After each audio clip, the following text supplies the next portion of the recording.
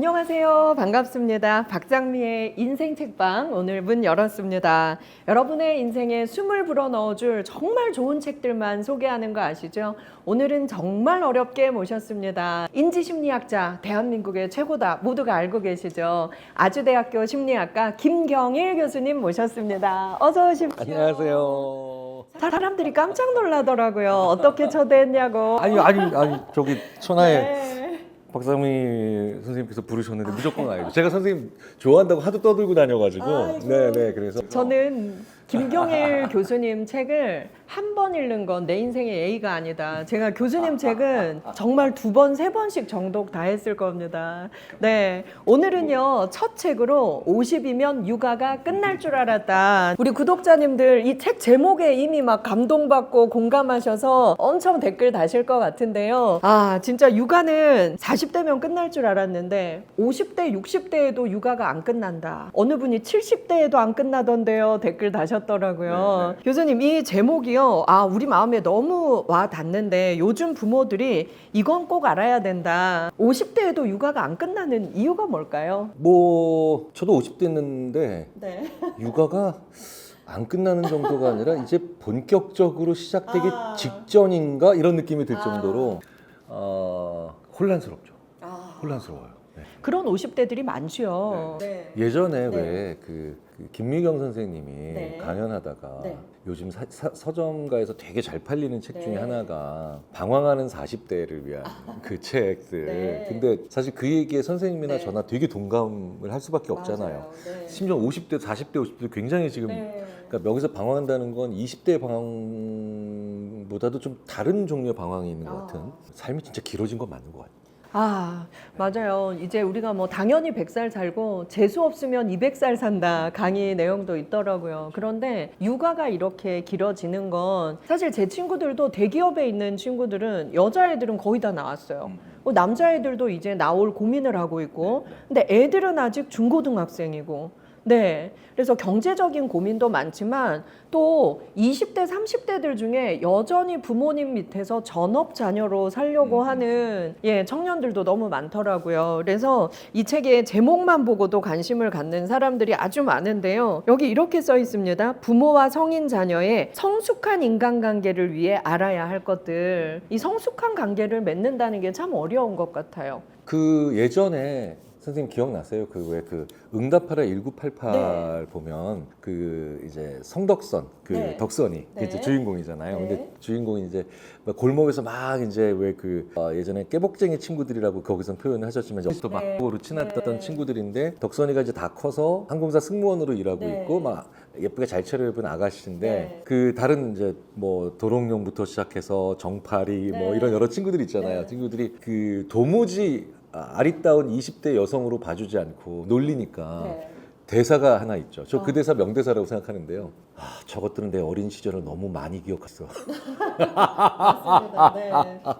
그 대사가 정확히 들어가는 게 바로 뭐냐면 성인 자녀와 성인 당연히 이미 성인인 부모가 네. 한쪽이 너무 기억하는 양이 많은 것 같아요. 아, 그러니까 저도 똑같이 제 아이들한테 지금 대학이고 고등학교 3학년인 네. 제 딸 둘한테 네. 제가 별로 그 두 친구가 두 아이가 좋아하지 않는 행동 그렇다고 막 격하게 싫어하는 건 아닌데 아유 우리 아빠 또 이런다 이런 행동 중에 하나가 뭐냐면 어렸을 때 막 저한테 재롱 피고 안아달라 그러고 했던 그때의 자꾸 모습을 자꾸 단톡방에 가족 단톡방에 보이는 거야. 네. 그러면서 막 너무 귀엽지 않냐 막 이러고 있고 아.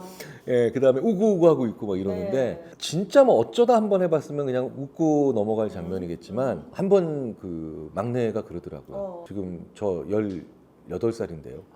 근데 자꾸 왜 2살, 3살 때 사진을 예, 자꾸 여기다 올리고 막 네. 심지어는 뭐 빨개 벗고 물장구 치는 사진까지도 아. 자꾸 올리냐고. 저는 저의 어린 시절에 대한 기억이 많지 않죠. 네. 하지만 제 부모님은 제 어린 시절을 다 기억하고 계시죠. 그때가 또 특히 예쁠 때잖아요. 네. 그런데 마찬가지로 저도 제 자녀인 두 딸의 예전에 어렸을 때 너무 많이 기억하고 네. 있는데 아직 제가 거기서부터 잘 못 봤 나오고 그거를 추억이라고 하는 예쁜 책에 담아서 이렇게 책꽂이에 넣어놓지를 못하고 계속 끼고 다니는 것 같은 느낌. 장부처럼 장부처럼 들고 다니는 것 같은 느낌을 가끔 받나 보더라고요. 그래서 아이고 이게 좀 너무 과하면 안 되겠구나 라고 하면서 그 다음부터는 이제 아내와만 주고받죠. 사실 우리에게는 아이들이 어릴 때 보여줬던 그 예쁜 모습들이 진짜 나이 들고 지칠수록 더 그립고 에너지가 생기고 그러지만 애들은 청소년만 돼도 어른 대접 받고 싶고 내 나이에 대한 존중을 받고 싶으니까 불편할 수 있겠네요. 예.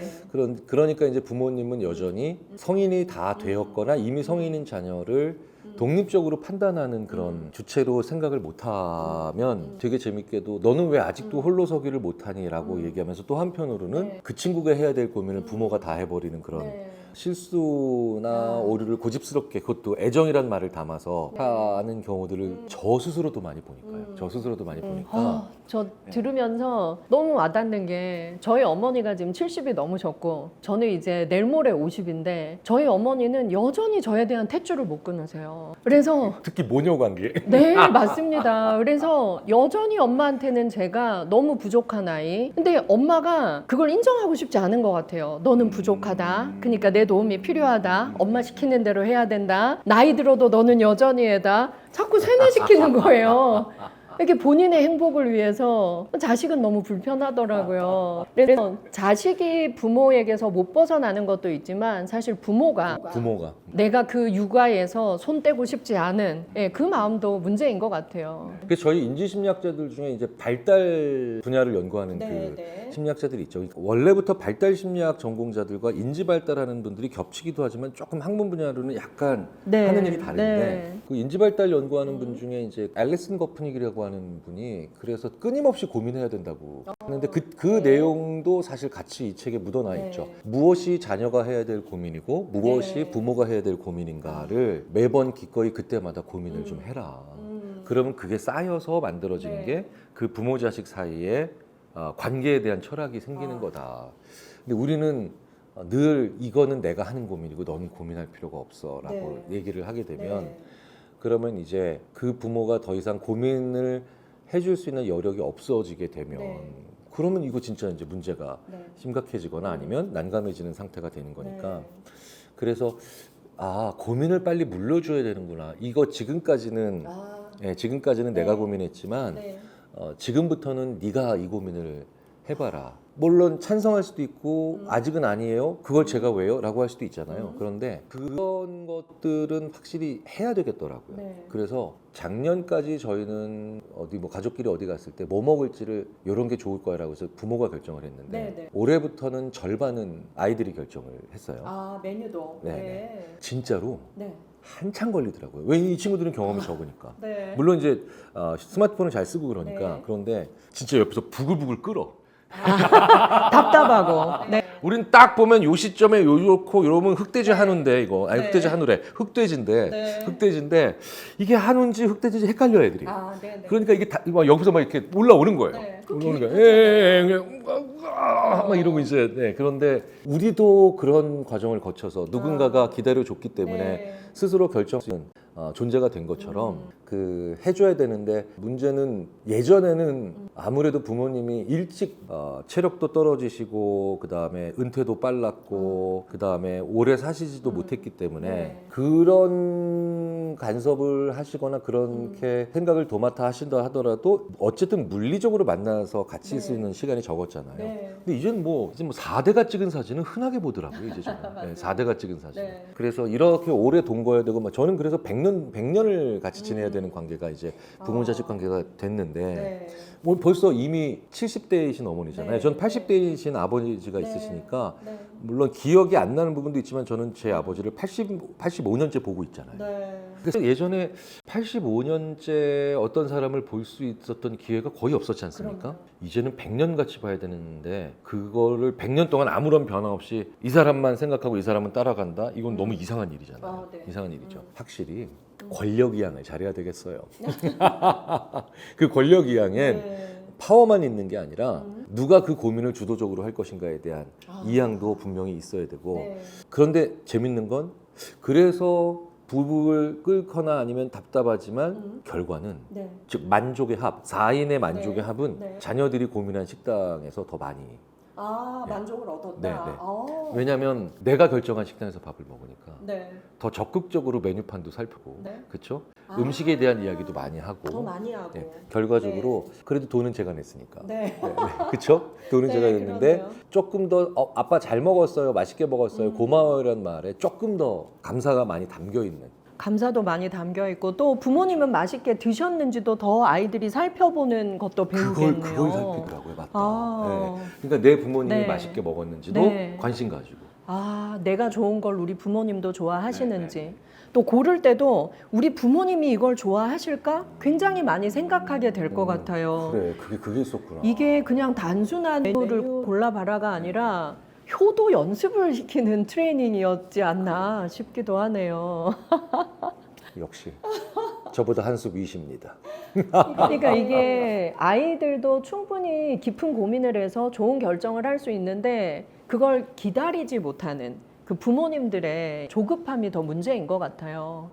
이게 항상 보면 부모의 시계가 더 빨리 가니까요. 맞습니다. 네네. 네. 그러니까 이제 부모가 그리고 가능한 결말들을 더 많이 알고 있으니까 네. 아무래도 같은 시간이라도 부모님이 더 느긋하지 못하게 되는 그런 경우들을 많이 보잖아요. 네. 그래서 어떤 일을 해낼 때는 부모의 시계가 빨리 더 가기 때문에 더 신속하게 무언가를 해낼 수 있을 것처럼 보이지만 부모가 아니라 가족이라고 하는 전체에 그러니까 하나의 가족이라고 하는 그 주체로 보면은 빨리 가는 부모의 시계가 항상 정답을 먼저 얘기해줬다고 해서 좋은 결과가 되지는 건 그런 법은 없겠죠. 맞습니다. 저도 지금 대학원 석박사 학생들을 가르치는데 너무 깜짝 놀란 게 학부 때는 간혹 그 학부모들의 문자나 전화를 받은 적이 있었어요. 가끔 그래서 있죠. 가끔 이 있죠. 학부니까 애들이 아직 어리니까 부모님이 이러시나 보다 했는데 석사 논문 심사, 박사 논문 심사에서 탈락한 예.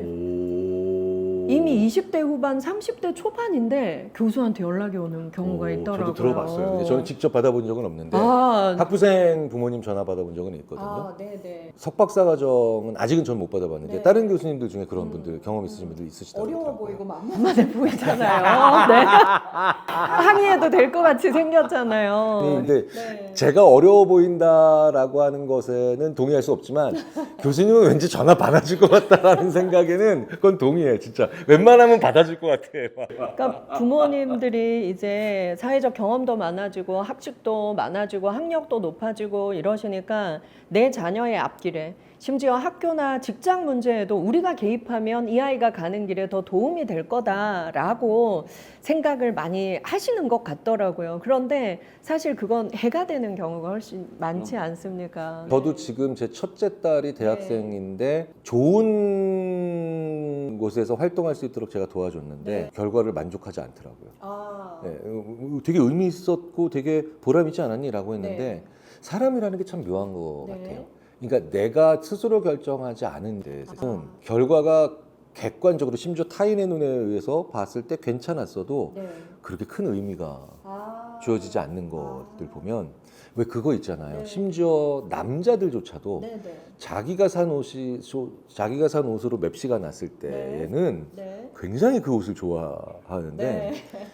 보통 이제 옷을 샀는데 저는 제가 잘 안 사잖아요. 네. 그러니까 옷맵시 되게 있네라고 해도 네. 그래? 하고 끝이에요. 근데 이게 어떤 현상을 네. 만들어내는가 네. 봤더니 네. 제가 옷을 입는 법이 늘지를 않는 거예요. 그런데 음. 자기가 여자들이 왜 옷을 남자들보다 잘 입어? 네. 라고 했더니 옷을 이제 복장을 연구하는 그런 네. 분들이 직접 고른 게 있기 때문에 아, 직접 그게 고른 느는 게. 거예요. 네. 그러니까 네. 이렇게 입혀주면 이렇게 네. 입히고 이렇게 입히면 이쁘다라고 하지만 저는 심지어 그런 분도 봤어요. 어떤 아나운서신데 네. 옷을 잘 못 입으세요. 네. 본인도 못 입는 걸 알아요. 네. 근데 왜 그런가 봤더니 네. 본인이 아니라 엄마가 심지어는 결혼하기 전날까지도 옷을 네. 다 이렇게 입으면 이쁘다고. 네. 근데 그 옷은 진짜 이뻐. 아. 입으면 옷몇 시가 다. 네. 그래서 그분은 어떨 때 보면은 옷몇 시가 참 있게 입고 다니는데 어떤 날은 보면 네. 약간 뭐지?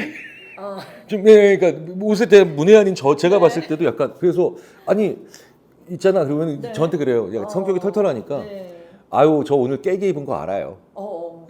그 다음에 이렇게 얘기하는 거예요. 네. 제가 입었거든요. 제가 입었거든. 네네. 근데 이제 그분이 저한테 그러는 거예요. 옷 입는 거에 대해 크게 센스나 감각이 발달하지 않은 것도 그렇지만 부모님이 늘 옷을 좋은 옷과 예쁜 옷을 알려주고 입혀줬기 때문에 네. 옷이 그렇게 좋지가 않대요.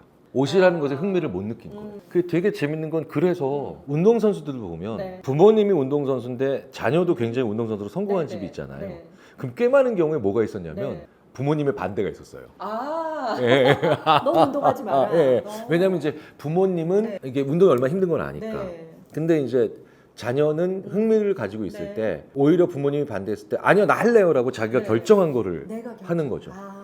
근데 약간 그런 경우를 또 많이 보게 되죠. 네. 부모님도 훌륭한 선수였지만 자녀는 평범한 선수로 끝나는 경우. 네, 네. 오히려 얘가 더 적극적이야. 아. 네. 그러니까 자녀는 그냥 한 거죠. 네. 그냥 한 거고 크게 여기에 그렇게까지 애정을 강하게 가지고 있지 못해. 심지어 재능도 있는데. 아. 그럼 그 과정에 있었던 게 뭐냐? 네. 본인 결정이 없었던 거예요. 본인 결정이. 아. 그래서 본인 내가 결정한 거라는 게 이렇게 중요한 거구나. 그래서 제가 스스로 조립한 가구를 지금도 못 버리고 있구나. 아. 왜 그거 있잖아요. 왜 그 가구 중에 왜 중저가 가구들 중에는 그냥 사갖고 와가지고 자기가 조립한 것들 네. 있잖아요. 네. 그러니까 그게 기가 막힌 상술이었던 네. 거죠. 물론 부피도 줄일 수 네. 있었겠지만 네. 그런 연구들을 보면 소비자가 그렇게 그 가구를 이사 갈 때도 들고 간대잖아요. 네. 자기가 조립하고 내가 좋은 조립했기 것들을. 때문에. 그래서 그런 걸 보면 결국은 인간은 자기 뭐 이게 어떤 분은 자아라고 없는 주체성이라고 하고 막 이렇게 얘기를 하지만 네. 참으로 결정하기 어려워하고 결정하기 싫어하면서도 자기가 결정한 거에 대한 그 애착을 가지는 게 인간이구나라는 거.